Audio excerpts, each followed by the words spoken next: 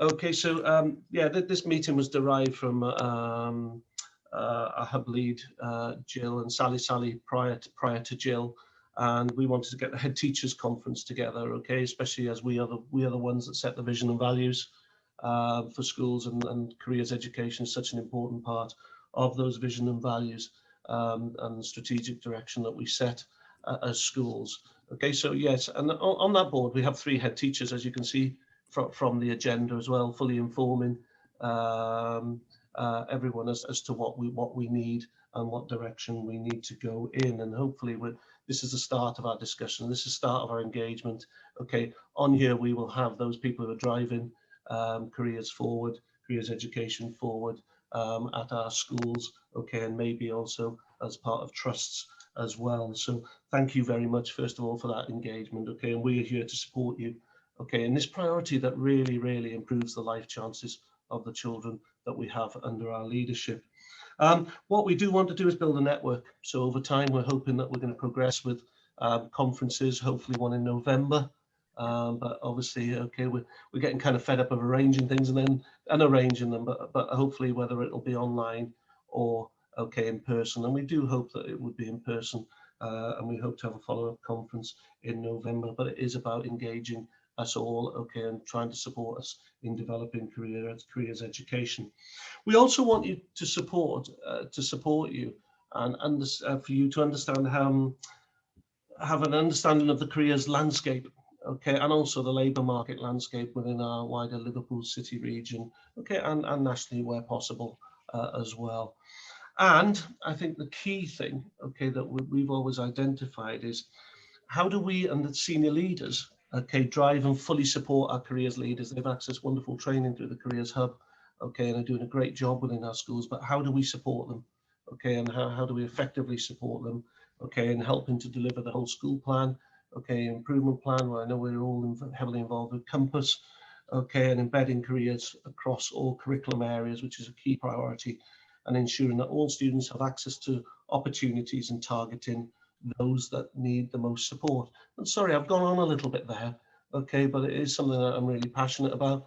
As an NQT, just to reminisce a little, as an NQT, I was appointed as a head of careers after 1 year, so it's been quite a passion of mine over the years in leading that as a vocation, as I'm sure it is with all heads around here today. Okay, thank you, Jill. Is Steve on now? He is, yeah. Good morning, Steve. Good morning, Steve, and welcome. It's over to you. Hey, it sometimes takes a while, doesn't it, to get computers off mute.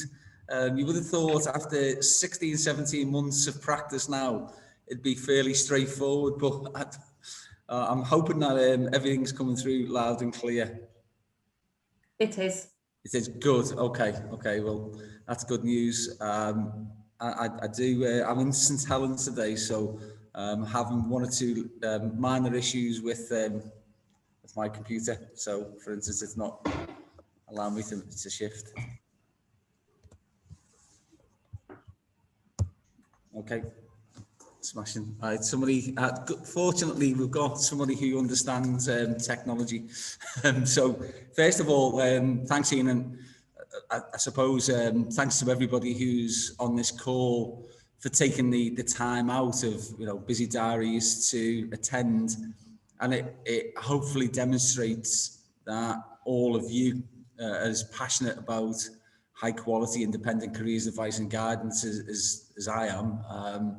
Indeed, I've tried to push forward the whole careers agenda at different stages in my life, and I'll touch on the fact that I work for the Tech, Merseyside Training Enterprise Council and the Learning Skills Council, but that's because when I was a kid, I didn't really get any advice and guidance. I mean, by the time I'd left school, I wanted to play for Liverpool Football Club or become a bricklayer, and that'll be familiar to many of you. And obviously, I realised my dream, and I've still got the trowel and the level. But in all honesty, I'm lucky the way things turned out, because there was no real careers map for me, and the role that I'm in now as the Metro Mayor is a huge privilege, but I'm not sure that many people aspire to be Metro Mayors or MPs or politicians. But whatever it is that people want to do, what we have to do is to facilitate those individuals who aspire to achieve whatever it is in their lives, but we need to push them so that they can at least achieve their full potential, no matter what background they come from. And it's obvious that some young people desperately need that independent support and guidance early on, so that they can make those right choices, those life choices at the right moments. And with proper advice, we can get a lot of our school leavers set on the right path straight away. So that probably removed the need for 2 or 3 career changes before they discover what it is that actually they're best suited to. But also, I've noticed this as you get older, it's not just about young people, is it, that need careers advice and guidance. Lifelong careers advice is probably more crucial now than it's ever been as technology changes, and who'd have foresaw that a pandemic would change the ways that we actually work. You know, the fact that we do so much more now on Zoom and Teams and stuff like that, and skills that you have to acquire and pick up along the way. Many young people have these as almost, you know, their stock, whereas for older people like me, we've had to learn some of these new skills. But you always learn stuff, don't you, as you advance, as you grow older, as you mature, and obviously giving people the opportunity to get that independent careers advice, no matter what their age, is really important. But I know we're concentrating primarily on younger people, and you'll be familiar with the old adage that 65% of children in school today will be employed in jobs that haven't yet been created. But when you consider the flip side of that, there are adults in jobs today that technology will make redundant in the next decade or so. So that's why it's really important that we have ongoing and lifelong learning advice and guidance, no matter, you know, who you are. And during that time that I've just mentioned, that I was in the Tech and then the Learning Skills Council, I had responsibility to develop some apprenticeship programs. I worked very closely with the Connections Service, and it wasn't perfect. Any of you who are old enough will remember the Connections Service, but it did a decent job at the time. And when I was elected to Parliament, I said in a parliamentary debate that the coalition's decision to just axe the Connections Service was an act of civic vandalism, because we've seen that in the decade that's followed, that careers advice and guidance has been fragmented and disjointed and not always driven by the needs of the important person, the user of that. And so I welcome the government's white paper, which is an opportunity for a step change in the way we do careers advice.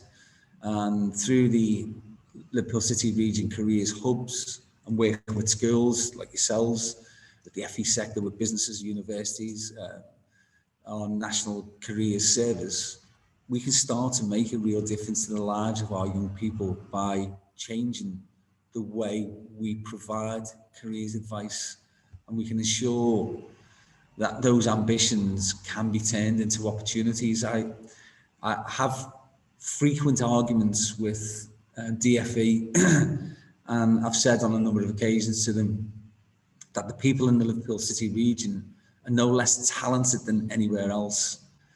What we have is fewer opportunity for those people. So we need to create more, and that's what the combined authority in the Liverpool City region is really about. It's about, you know, step changes. It's about transforming lives. It's about providing the ecosystem in which our economy can start to flourish, so that we can get some of those high value, high paid jobs that hopefully these young people will aspire to move into.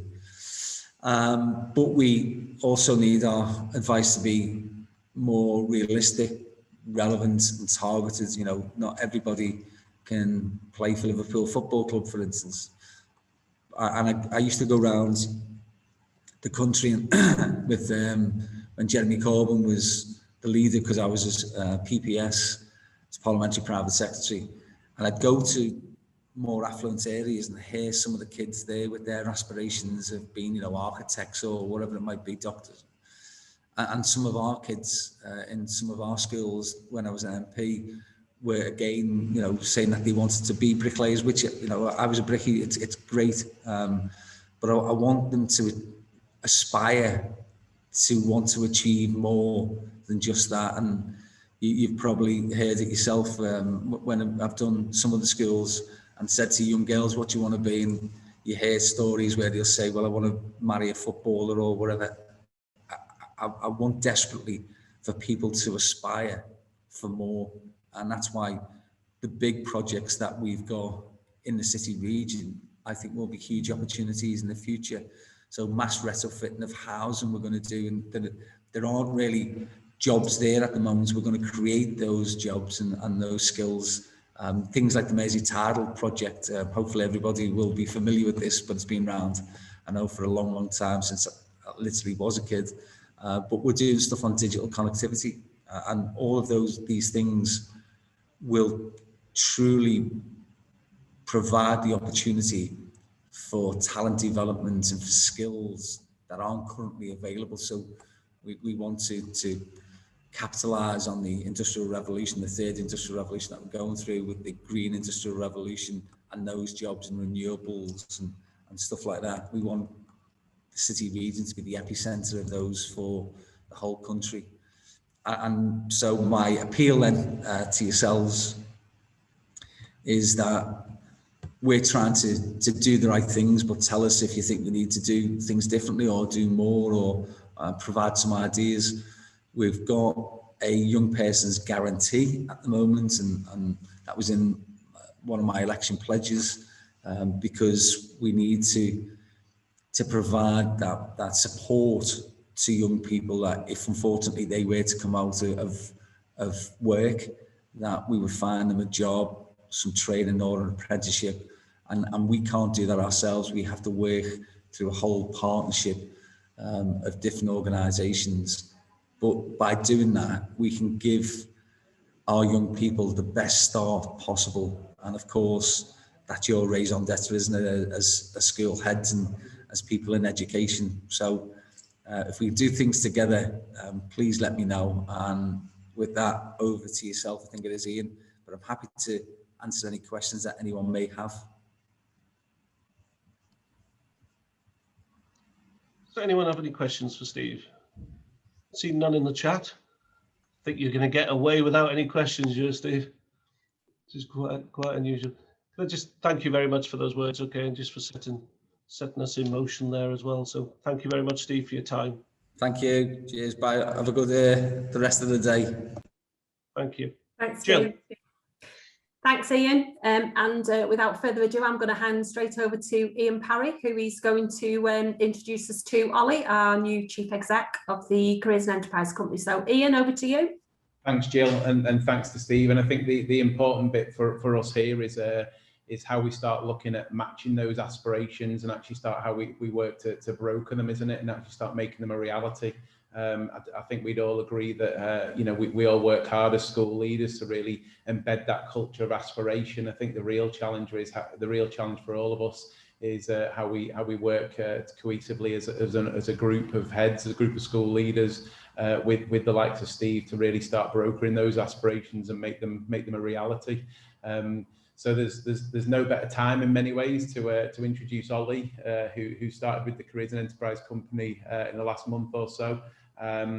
So I think to start, Ollie, I think it'd be good for you just to introduce yourself, explain your background and how you became to lead our organisation as it is going forward. Hi, and hi everyone. Really God, this is scary being here in front of so many heads. It reminds me of my head teacher forum in Newham, where I've just come from. I don't know, Ian, have I got time to just present a little bit, or would you just like me to talk through it? I'm happy with whatever works. I think whatever works, Ollie. I think talking through it will probably be enough from a time perspective. But feel free, if you've got some visuals to share, that'd be great. I'll just share quickly, but I'll run through, so hopefully we can have some questions. So I'll just share. Oh, I don't think I'm allowed to share the screen, Jill. We'll get you sharing. Just hang fire. That should be you now. Oh, brilliant. Okay. So I'll just share this here. Can everyone see that? Is that okay? I'll just put it on there. Yeah, you're on. Great. So, so good morning, everyone. Oh, wait a second. It was this silly thing. Okay, good morning, everyone. So it's really fantastic to be here. Thanks very much for the invite. So I'm Ollie de Botton. I've just joined as the CEO of the Careers and Enterprise company from being a head teacher in a school in Stratford in East London called School 21. So just a little bit about Careers and Enterprise company, if people don't know. So we're a government-backed funded organisation that is to promote, support, develop, challenge high-quality careers education 11 to 18. And so where I've just left from is School 21. And so, you know, it's a school founded in 2012, right near the Olympic Park. And it had a real kind of what I said at my interview for this role, and what I'm bringing into this role is a sense of the power that can come when we think about careers in a holistic, strategic and powerful way. So just a couple of examples from School 21. So I had 8 GCSEs and not 9, and in the slot of the 9th I had what felt like a bit of a T-level placement. So it was 12 weeks in industry for all our year 10s, 2 over the academic year. The same in year 12, we had it instead of a sort of 4th A level, and we tried to make it as real as possible. So to Ian's point, broken aspirations, they could be fired. They had e-portfolios of their best work, and they had the opportunity to do a project that kind of that the industry, that the organisation wanted. And look, we did, you know, we fared better and less well through the years, but I really swear by it. The young people came into school on a Wednesday dressed as how their employer wanted them to be dressed, and they were lifted. They had a sense of what they could be, and they had short-term gains, you know, academic achievement, I would say, improved, but long-term gains, they kind of had a glimpse of the future. So it's that sense of really opening up the curriculum space, I think, that I'm bringing to this role, or certainly what I said in my interview. In terms of kind of vision and values, I suppose I always thought of careers work as I always thought of schools as being the place where you link the past, the present, and the future. So when I was a head and when I was assistant head and head of sixth form, I used to think you had to get the past right, for which I meant that was the academic stuff. You needed to teach them history and science and all of that. You needed to get the present right, which is their social and emotional well-being. But you equally, a third of it was getting them ready for what comes next. And so when I think about careers education, I think it's a third of a good education, which I suppose is potentially challenging, but it's something that, and maybe it's not true from your perspective, so I'll be interested to hear, but I think, you know, careers is a third of what a good education should be for young people. And what do I mean by careers? I mean, it's all the things that I know that people around this table care about. So it's starting from year 7, it's employers involved, it's encounters with FE and apprenticeship providers, it's the aspirations and the opportunities and the social capital. And I'll have to speak a bit more about that. In terms of where we sit, what our mission is at Careers and Enterprise company, or since we've come in, you know, our job, the outcome of what we're doing is to help every young person find their best next step. And the operative words are every and best. So every being, it's got to be inclusive of all young people, no matter their starting point, and best being relative to the young person. So I've been in schools where the UCAS machine tells you that that's the way to go. And of course, we all know that is right for some young people and not for others. And it seems hard to say in education today, but some young people are animated by academia, of course, but many others are animated by practical, hands-on, project-based, work-based learning. So that's where our mission comes from. I'll just kind of whiz through some assumptions that we work with where we sit. So kind of young people do face uncertainty now, and huge kind of respect to everyone on this call. And I've just left being in a school where you're half field hospital, half community engagement, so that uncertainty, I guess, we've been feeling as leaders, also the young people feel. But there is opportunity, you know, as Steve was saying, there are opportunities for young people to think differently about their future, and there are opportunities for us to think differently about our futures in the school sector. The second assumption which speaks to my heart, I mean, I've only worked in schools where there is kind of high FSM or the communities are under-resourced. The difficulties around opportunity are not evenly felt. You know, again, as Steve said, you know, that the part of careers education needs to kind of boost opportunity. The third one is, as I said at the beginning, the best next step is not the same for every young person. And again, that sounds like an obvious point, but I think where I sit, I think it's important that I always say that. What we experience influences where we go. So the Careers Enterprise Company started as an operation to get employers into schools at scale. It's grown since then, but this idea of experiencing something as a way to understand what comes next, as an educator, feels right to me. You can't really know where you're going until you've experienced it, and that relates both to employers, but it also relates to FE, also relates to apprenticeship providers and universities. So this sense of experiencing the future feels important. And the fifth assumption, which I guess you'd expect me to say, is that the magic happens in schools and colleges. So that's where careers education happens, and so we support as much as we can at the Careers Enterprise Company, but we know that the school leaders and you around this table will make the difference for young people. So our vision, 21st century careers education for everyone everywhere, and how do we do that? Support and challenge colleagues to deliver brilliance at the front line, support and challenge employers to engage with purpose, so that when they're working with you, it's not just outreach for them, it's something that is meaningful for them, and that helps sustain the work, and including all young people in careers education. So that's broadly, I think, our vision and a mission at Careers Enterprise Company, and I hope it chimes with what you think, but I'm really happy for feedback. If it doesn't, then we might have to go back to the drawing board. I'll just give a quick bit about what our priorities are for this academic year. Oh, this is a picture I sometimes show, not great, but you can see what I'm getting at. How do you get a young person from one place to the other? Well, you've got to support them with great curriculum, our Compass tool, which I think is a positive thing for schools. You connection with employers, connection with each other through a hub, connection with universities, FE, apprenticeships, and hopefully then they're secure in their transition. So I'm not totally enamored with that picture. I think I might need to go back to the drawing board, to the art department, but you can see what I'm getting at. And then, so our objectives for this year are impact. So, and what we mean by that is short-term and long-term impact. So we've got some really interesting impact data I can share with you about the relationship between high-quality careers guidance as Gatsby and secure destinations. Young people less likely to be NEET, more likely to be in apprenticeships. And we've got to do more of that destination work, but also in the short term, young woman who has a view of STEM, does a careers activity, is her view of that career pathway changed? And we've got some tools like Compass Plus that can help us do that. Second is including all young people, working to remove barriers, and so and we've got to be nuanced about that. So there are barriers around under-resourced communities where there just isn't enough social capital or support. There might be barriers around gender or race or religion, and there may be individual barriers around SEN or those young people who are excluded. And I can talk a bit more about what we're doing on that. And thirdly, leaders. So we take a national leadership role. We want to challenge ourselves to be a really powerful, high-impact national leader on behalf of schools and young people. We know there are careers leaders in your schools, and we want them to be as powerful and well-trained as possible. And equally, we know there's intermediate leaders, if you like, people like Jill, who we want to be the sort of fulcrum of activity, the go-to person in an area who can support everyone and broker those aspirations, as Ian said. So I'll stop there because I've been talking a lot. It felt a bit like a first assembly for a while, so just getting back into the swing of it. But really happy, Ian, to have questions, conversations, and again, thank you for having me. And just before I start, just massive respect to everyone on this call for being in schools at this incredibly difficult time. So massive respect to everyone. Thank you. Thanks, Ollie. That's great.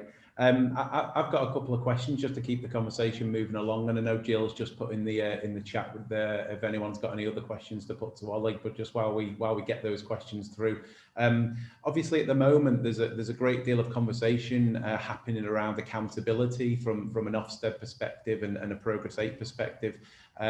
Where do you see careers sitting in that, and where from a CEC perspective are we driving some of those conversations nationally? Well, I suppose from a personal perspective, I didn't need Ofsted to tell me that I wanted my school to be open to employers, to have the next step, to be central. So part of our role is to make the argument. So we don't have regulatory power. So the argument that I'm trying to make today, and hopefully our colleagues around the table is meaningful to them is that this work can be incredibly holistic, and it could be regulated, but doesn't have to be. It can still be important. I suppose the point on Progress 8 that I tried to make at School 21 was it's reinforcing the work is not either or, and it can't be either or, because then you're doing a disservice. So I believe every young person is entitled to a high quality careers education from year 7 upwards, and that doesn't detract from high quality learning. I think it enhances it. So if you know where you're going, you're more likely to be engaged in the work you're doing now. I think the other thing I would say, and what's interesting, and I know Ian in your school, I'm sure colleagues around the table are doing this well as well, is I was an English teacher, so I'm teaching my young people I've got 5 periods a week every day. The impact that I can have in the sense of their next steps is it can be very powerful in addition to the careers leader. So what opportunities am I taking in my curriculum to make it relevant, rigorous, bringing in the sense of what employability might be like? And I suppose that is a step for us. In terms of the sort of reality of what's coming down the track, we see that Ofsted are reporting on careers guidance. They said that. They are reporting that things are improving, which I think is really, really, really positive. But I suppose what we're looking for now is the real go-ahead schools who say, okay, for the last 2 years, we haven't had the exam results in the same way. We've had tags and all of that, but we have had destinations. So what would it be like if next summer we had Progress 8 and we were really going hell for leather on making sure every young person would have the destination, not just any destination, but a destination that met their aspirations and goals and where they wanted to be? What if as schools we said Progress 8 important, Attainment 8 important, destination important, satisfaction of destination important? And I think it is important. And I suppose we would be encouraging through the use of our tools for school leaders to think the currency of our accountability is the academic outcomes and the outcomes of next steps. And so that's, I guess, the argument I'm trying to make. No, that's great. I think in the chat there, Mark Basnett's just also alluded to the work that how passionate we are in this city region around the changing economy, but the opportunities that brings, I think, are also so valuable to us. I'm quite interested in the removing barriers. I know that's objective too, and I heard you this week speaking to one of the education select committees on youth employment, and that was very much one of the things that came through. What does that look like in reality? Because I think those barriers are quite different across different regions. What are some of the best examples you see of that actually happening on the ground? And thanks, Ian, for mentioning that. Performance is utterly terrifying.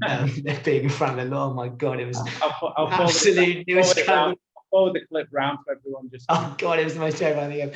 Well, so firstly, there's definitional problems, I think, around disadvantage that we've just got to be aware, or definitional challenges. So I think, so as I said at the beginning, I think we've got to.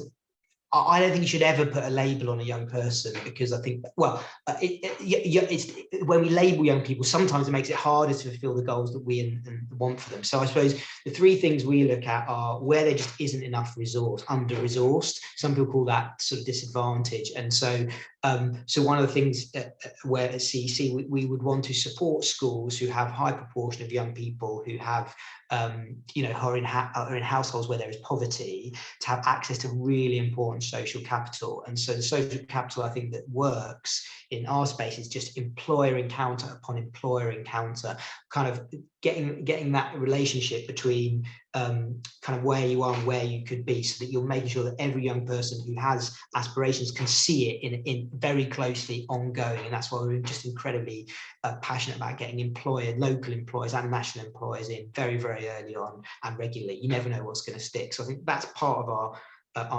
practical answer to that, I think.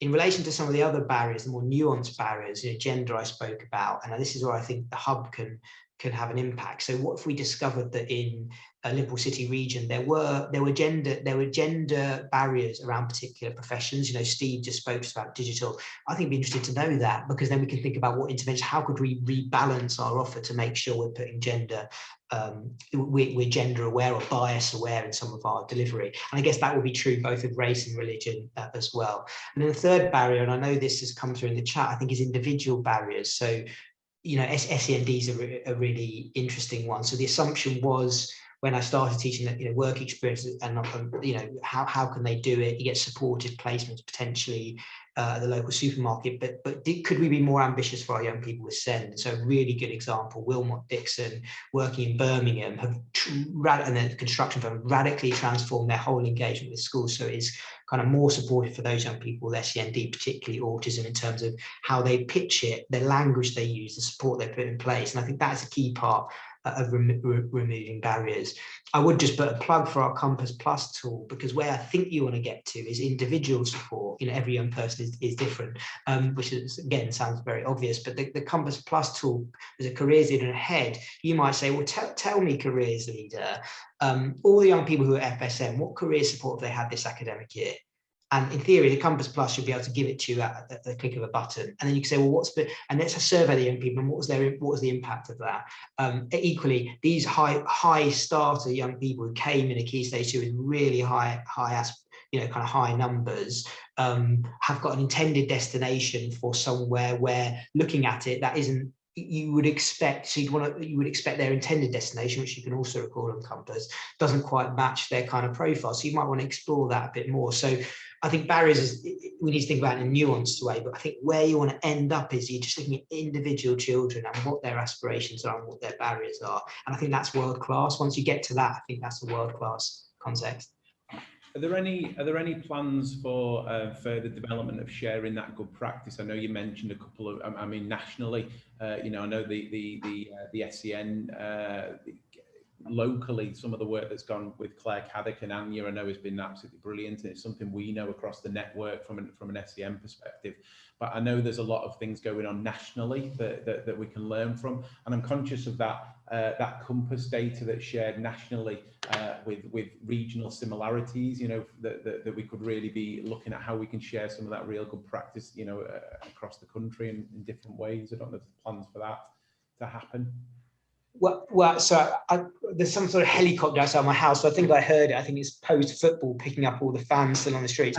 So I didn't quite hear that, but I think it was about sharing practice. And of course, coming from education, we know that's a sort of very simple idea that works really well. So one of the things we're trying to do is we're getting the hub leads together so that they, across the country, so they can work out what the best forum is. We're doing that in September to get that sharing of the individual practice. And it would be nice, wouldn't it? I think you were suggesting, Ian, certain regions are picking up similar sort of things. So, you know, in Lancashire, where they've kind of got good apprenticeship provision and they're hitting that benchmark 7 quite well, they might have another issue. Whereas so that's definitely the future as well. So again, it's a world-class system would be, you know, Liverpool City region go, oh, hang on, we've got some similar challenges to, I don't know, Heart of the Southwest. Let's get together. So definitely that's the future. We haven't worked it all out yet, but I think obviously it should be where we get to. And then the system becomes sort of self-improving, doesn't it? To borrow other kind of education speak, you know, that's where you want a kind of self-improving system where it's great that we're here, but you need us, but you don't always need us. You go, okay, like I've seen there's a really good practice, so let's go and visit, let's support. And I think that would demonstrate that as a profession, we both take it seriously, which we do, but we know how to improve it without someone telling us, hitting us over the head to do it. There's a question just come on through via Jill, which is, you know, something that I know I've mentioned in the past. It's that there's a great shift at the moment towards real quality professional development from an early career framework perspective. But having piloted that for a year, there still isn't a kind of clear careers theme that's coming through in that. I don't know what your thoughts are about you know, why that isn't there, but more importantly, how we make that happen nationally. You know, well, I'm having conversations with the DIV because I noticed that as well. And in the white paper, there was a commitment to have teacher, you know, careers awareness at all parts of teacher training. So you know, we will be pushing as much. And it'd be great to speak to colleagues here at some point about how we make that happen, because there's a small way of making it happen, which is every NQT or early career friend understands different post-16 options, right? That's like something, and we know historically teachers tend to come from almost university, come from university backgrounds, so it's important to kind of rebalance that. That's a sort of minimal position, but there's a bit more of a maximal position, isn't there, which is early teacher training helps us understand the different influences on young people's aspirations at different points in their life cycle. What as a teacher you can do to support that? I mean, that would be a sort of perhaps a more holistic way of looking at that, but we'll try and be in conversations with the DFE and we'll feed back. But yeah, we think that's important. Just going back to the point you raised around the professionalism around our careers leaders in schools, are there any conversations going on at a CEC level around professional qualifications for that, further professional qualifications for some of those career leads, or other more creative strategies as to how we can give them real weight in our schools, but also weight in the system? Yes, I wouldn't want to prejudge them, but as of our third objective, we think that's the longevity of the work. So it's, when the head of maths leaves, maths doesn't stop. So when the head of careers leaves, careers should continue. So we know we want, there's work that we can do there, and again we'll kind of share with groups like this going forward about kind of what that might look like. My hunch is it's both about all the things that we know, development, middle leadership, senior leadership training, but also status, and that does rely on heads. If we're honest, and it's not criticism, it's just if your school is thinking, right, okay, I really want to take this agenda on, what status, what currency does that have in the staff room? How much inset time have they got? How are they put front and center at parent stuff? So I think I do think we'll work on it. I've just started, but yeah, we think that's really important. Okay. Question just coming from Paul around the role of the opportunity the CEC has to engage with parents and carers, who are absolutely key influences in raising those aspirations, which I think we'll all agree is absolutely essential. Actually, the aspiration agenda, if we so call it, it can't just happen between 9 and 3:30 while the students are in school. It's got to really be rolled out to how we actually start impacting the whole community, and it's got to be part of the student's life holistically. So is there any plans for CEC to take a role in that? Well, yeah, I don't know if I'm allowed to announce it. I mean, are we recording this? I don't know what. Well, yeah, yes, I suppose is the answer. We're going to do some small work this year on parental engagement, and what you're absolutely right to say is it's absolutely critical. It's like the fourth stall, if you like, of teaching. And one of my reflections from being head, I've been a pastoral leader as well. I don't know if they call them that anymore, heads a year. But often I used to think that careers was actually a really good hook for particularly year 8s and year 9s, which was where do you want to be? So a young person who isn't engaging in school very well, where do you want to be in 2 years? What's important to you? What connections can I give you? I always found that a helpful tool to both engage the parents in school who may have had kind of negative views of education for whatever historic reasons, but kind of connecting to the outcome of school being good employment. I always thought could work with certain youngsters and families when you thought about engaging them in the process. So positionally, I think careers can at the younger age be part of a kind of holistic pastoral strategy that also engages the parents. And I've seen that work. So yes, parents absolutely key, Paul. Great question, and yeah, more to come on that. That's great. I'm just conscious of time, Ollie. Is there a kind of a summary you want to give, a kind of a call to arms? I think the fact that we've got 73 schools, it says a lot about the city region and the investment that we're making. So I don't know if you kind of want to do a final summary just to finish off this section. Well, I mean, it's just incredible. I mean, it just shows incredible commitment to your young people, and so totally in awe of that. I suppose there's a bit of, if not now, when for careers, which if we're gonna think of our schools as helping young people find their futures, best next steps, careers is sort of ready made to do that. There's now some really interesting new practice about how that works. There's curriculum support, there's employers, there's people like us. So we want to help and support this group in any way possible to kind of push the agenda and support young people. So my call to arms, not a call to arms, it's can we help? And if there are arguments and ways of working that you think are important to be heard nationally, if there's practice that you're doing is having a great impact, let us know. We'll shout about it. So that's what we want to do.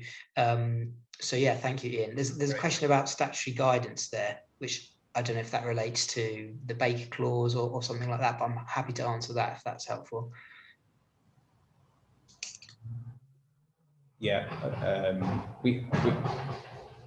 yeah, if you can. So just when statutory guidance will be published. Is that in what's that in relation to, Kath? Did you mean for the Baker clause, or did you mean for something else?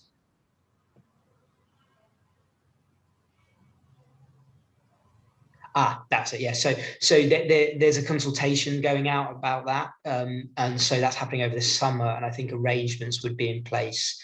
A new arrangement in place for January. We'll put some stuff out to careers leaders and yourselves about that. Basically, it's Gatsby 7. It's the Gatsby benchmark 7, and it's just allowing FE.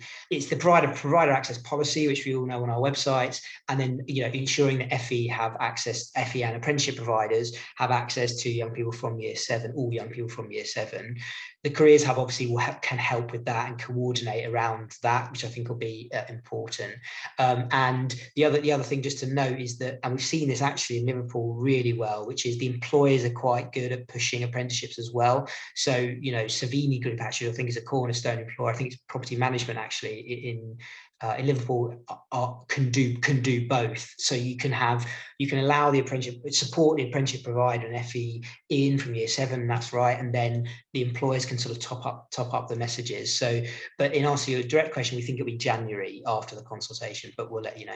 And then there's a question there come through from Philip just to ask when Compass Plus will be accessible for colleges.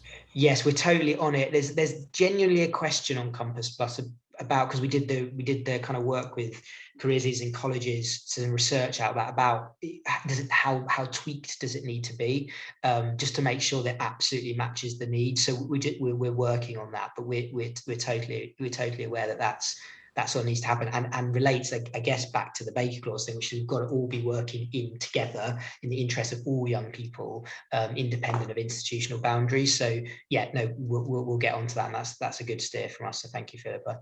That's great. Well, just on behalf of everyone here today, just thanks so much for your time this morning, Ollie. And we look forward to inviting you over to the city region, and then hopefully in the near future we can do a bit of a study tour of some of the schools and some of the businesses that are working with us, which I think will be great. I'd love to, Ian, and if it can coincide with the Spurs Liverpool Everton game, that's perfect for me. Do that. I'm sure we can manage that. All right. Take care. Thanks. Thanks very much.